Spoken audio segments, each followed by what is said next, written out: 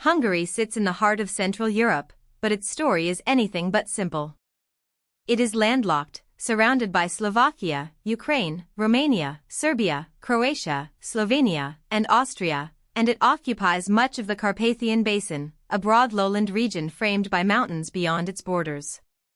This geography has shaped the country for centuries. Hungary lies within the drainage basin of the Danube River, one of Europe's great waterways, and its flat plains made it both agriculturally valuable and strategically exposed. Armies, traders, nomads, and empires could move through this landscape more easily than through mountainous regions. Today, Hungary has a population of over 9.5 million people, with Budapest as its capital, largest city, and dominant cultural and economic center. But beneath the map of modern Hungary is a deeper story, a country defined by migration, conquest, survival, and the lasting emotional weight of borders. One of Hungary's most distinctive features is its identity. Most of the population are ethnic Hungarians, also known as Magyars, and the official language, Hungarian, stands apart from most European languages. Unlike English, German, French, Italian, Polish, or Romanian, Hungarian is not part of the Indo-European language family. This makes it feel linguistically unusual in Europe, closer in classification to languages such as Finnish and Estonian than to the languages spoken by most of its neighbors. Language has become a powerful marker of Hungarian national identity, especially because many ethnic Hungarians live outside Hungary's current borders. The country is also home to a significant Romani minority, whose history and social position are an important part of Hungary's modern society. In a region where borders have moved repeatedly, language and culture have often mattered as much as territory. Long before the modern Hungarian state existed, the Carpathian Basin was home to many peoples. Celts, Romans, Huns, Germanic groups, Avars, and Slavs all left traces in the region. The Romans controlled parts of what is now western Hungary as the province of Pannonia, linking the area to the wider Roman world. After Rome's decline, the basin became a crossroads for migrating peoples and competing powers. The arrival of the Magyars in the late 9th century marked a turning point. They established the Principality of Hungary, creating a political foundation that would soon transform into a kingdom. This origin story matters because Hungary did not simply emerge as a small state between larger neighbors. It began as a powerful medieval kingdom in a strategic region, with ambitions and influence that extended far beyond the borders of today's country. Hungarian statehood is traditionally tied to King Stephen I, who became the first king of Hungary around the year 1000. Stephen's reign was crucial because it connected Hungary to Christian Europe. By adopting Christianity and organizing the kingdom along Western medieval lines, Hungary moved from a steppe-origin principality into the political and religious structure of Europe. This choice helped secure recognition from other Christian powers and gave the monarchy a stronger institutional base. Medieval Hungary became an important kingdom, controlling a larger territory than modern Hungary and playing a major role in Central and Eastern Europe. The crown, the church, and the nobility became pillars of the state. For Hungarians, this medieval kingdom remains a central part of historical memory, often seen as the era when Hungary became a lasting European nation. The medieval kingdom suffered a dramatic rupture in 1526 at the Battle of Mohacs. Hungary was defeated by the Ottoman Empire, and the result was not just a lost battle but the fragmentation of the country. For more than 150 years, Hungary was divided into three main zones: central areas under Ottoman control, western and northern regions linked to the Habsburgs, and a semi-independent Transylvanian principality in the east. This division reshaped the country politically, economically, and demographically. Frontier warfare, shifting alliances, and imperial rivalry turned Hungary into a contested borderland between the Ottoman and Habsburg worlds. By the turn of the 18th century, Ottoman power had been pushed back, and Hungary was reunited under Habsburg rule. But reunification did not mean full independence. It meant Hungary was now embedded in another empire. Habsburg rule brought stability in some ways, but it also created persistent conflict over autonomy. Many Hungarians resisted centralized imperial control, and uprisings against Habsburg authority became part of the national story. The 19th century was especially important. Across Europe, nationalism and liberal reform movements challenged old imperial systems, and Hungary was no exception. The revolutionary wave of 1848 included a Hungarian struggle for independence and constitutional government.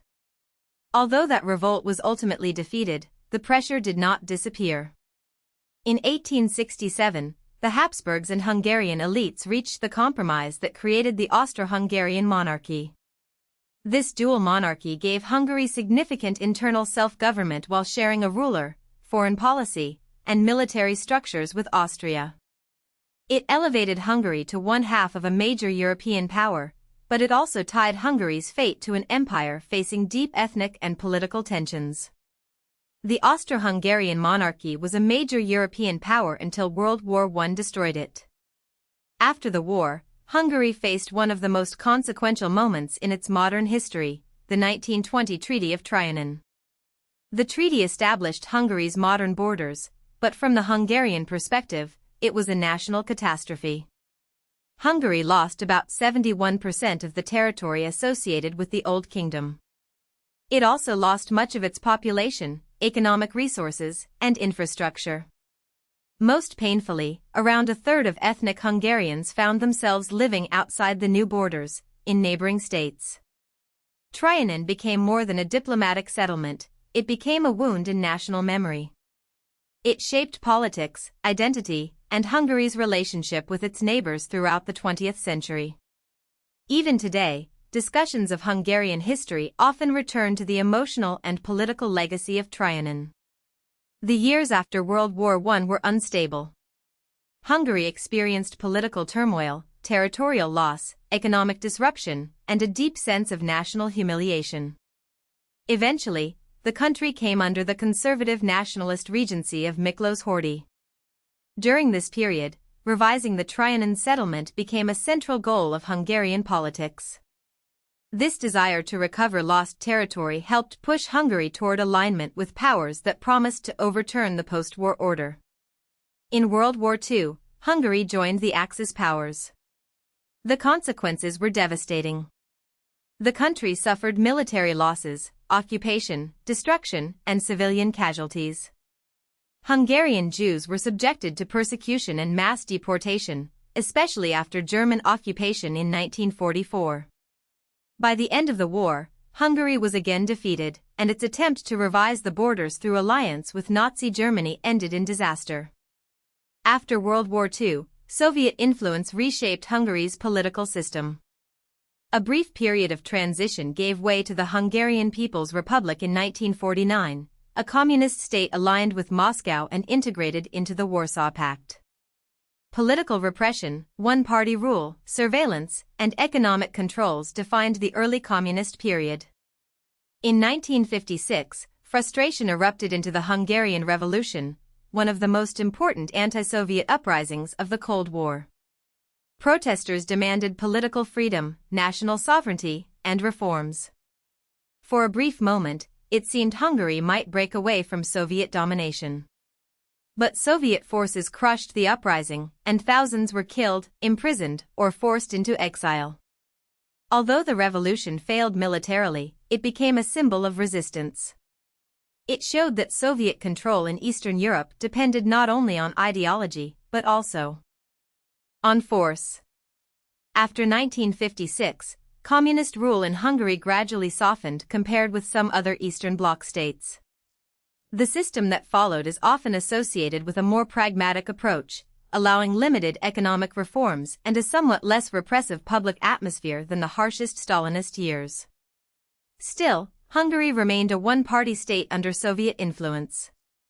By the 1980s, economic stagnation and political exhaustion were visible across the communist world. In 1989, as revolutions swept Eastern Europe, Hungary transitioned peacefully into a democratic parliamentary republic. This was a major turning point. The country moved from Soviet-aligned communism toward pluralist politics, market reforms, and integration with Western institutions.